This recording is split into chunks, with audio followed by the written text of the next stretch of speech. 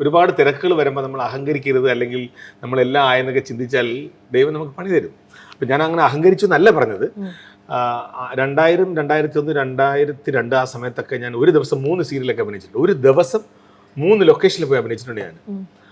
അതേ ഞാൻ 2000, 99 തുടങ്ങുന്നത്. 2001 കഴിഞ്ഞ് 2002 കടക്കുന്ന സമയത്ത് പെട്ടെന്ന് അങ്ങ് സ്റ്റോപ്പ് ആകും. എല്ലാം നിന്നു, ഒരു വർക്കുമില്ല. ഞാൻ അവിടെ ശാസ്തമംഗലത്ത് കുറുപ്സിനയിലൊരു വീട് വാടകയ്ക്ക് എടുത്ത് താമസിക്കുകയാണ്. ചിറയൻകാണ് വീടെങ്കിലും തിരുവനന്തപുരത്താണ് സൗകര്യങ്ങളുള്ളതുകൊണ്ട് അവിടെ താമസിക്കുകയാണ്.